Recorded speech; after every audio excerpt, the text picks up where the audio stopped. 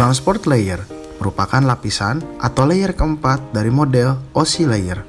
Sesuai namanya transport, layer ini bertugas untuk mentransportasikan data dari sumber data menuju tujuan data dengan cara membuat logical connection di antara keduanya. Data yang dihasilkan oleh transport ini adalah sebuah segmen.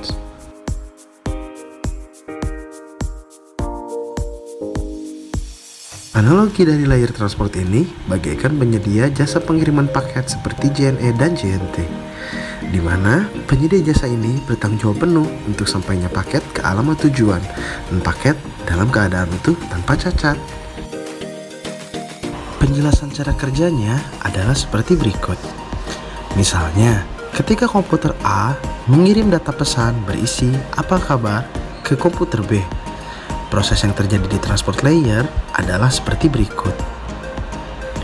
Data akan dikirimkan dari application layer ke presentation layer dan session layer. Kemudian, akhirnya memasuki transport layer. Di transport layer, data akan dibagi menjadi beberapa bagian kecil data yang dinamakan segmen. Proses pembagian data ini disebut segmentation. Kemudian, setiap segmen akan diberi nomor urut supaya dapat disusun kembali setelah sampai di tujuan. Proses ini disebut sequencing. Kemudian, data akan dikirimkan ke layer selanjutnya, yaitu network layer, dan dilanjutkan sampai ke tujuan. Setelah data diterima, di transport layer tujuan akan ada kemungkinan bahwa segmen terkirim dengan tidak berurutan. Tapi, transport layer akan tetap menyatukan segmen tersebut sesuai dengan nomor urut segmennya. Dan proses ini dinamakan reassembling. Segmen yang sudah disatukan kembali menjadi data dikirimkan ke layer selanjutnya, yaitu session layer, sampai akhirnya terkirim ke perangkat penerima. Maka, data berhasil dikirim. Apabila saat proses reassembling ditemukan segmen yang hilang, maka transport layer tujuan akan meminta pengiriman ulang segmen yang hilang itu ke transport layer pengirim. Lalu, transport layer pengirim akan mengirimkan kembali segmen yang hilang itu.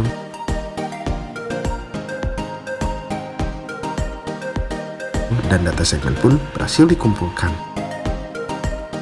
Proses pengiriman segmen yang hilang itu dinamakan error control.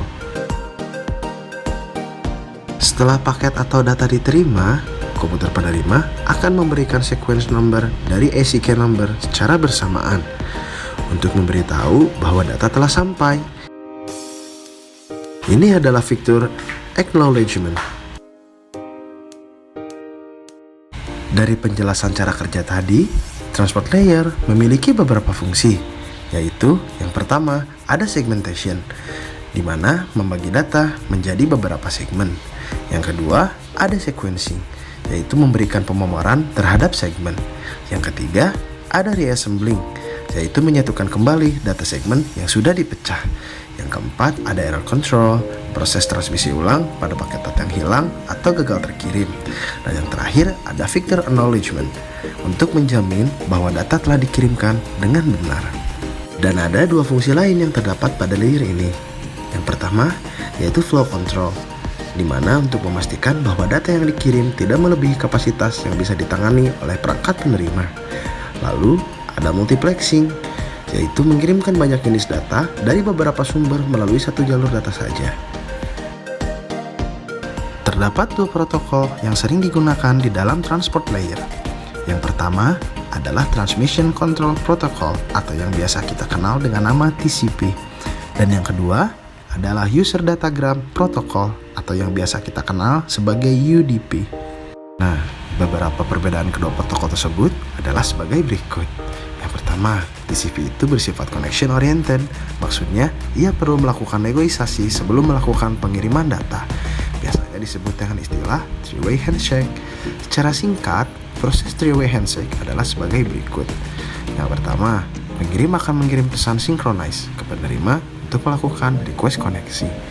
Nah, lalu setelah diterima, penerima kemudian mengirimkan pesan synchronize acknowledge sebagai respon dari permintaan pengirim, sekaligus juga meminta pengirim untuk membuka sebuah koneksi. Nah, langkah terakhir, Pengirim menjawab dengan pesan acknowledge atau ACK yang berarti permintaan itu diterima. Setelah itu barulah koneksi terjalin dan proses transfer data bisa dilakukan.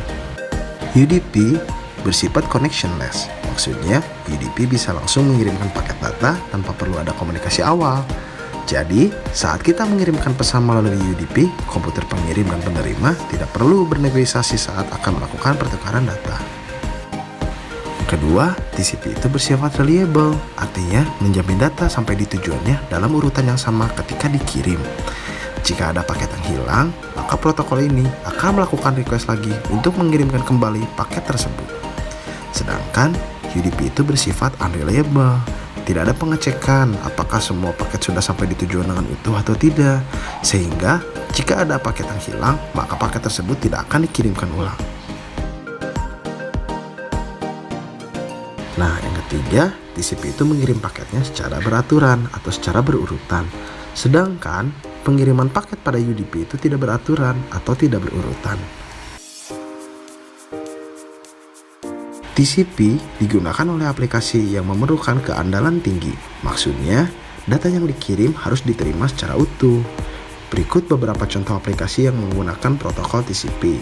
Ada HTTP atau Hypertext Transfer Protocol, ada SMPT, yaitu Simple Mail Transfer Protocol, ada FTP, File Transfer Protocol, ada Telnet, dan ada SSH.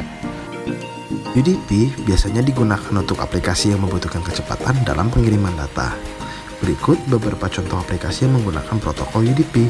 Yang pertama, ada DNS, Domain Name System. Lalu ada TFTP, Trivial File Transfer Protocol.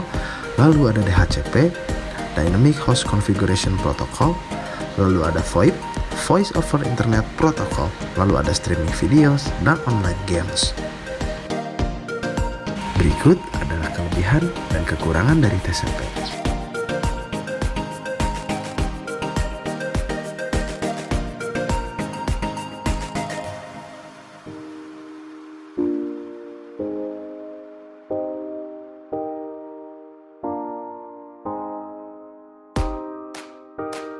Nah, berikut adalah kelebihan dan kekurangan dari UDP.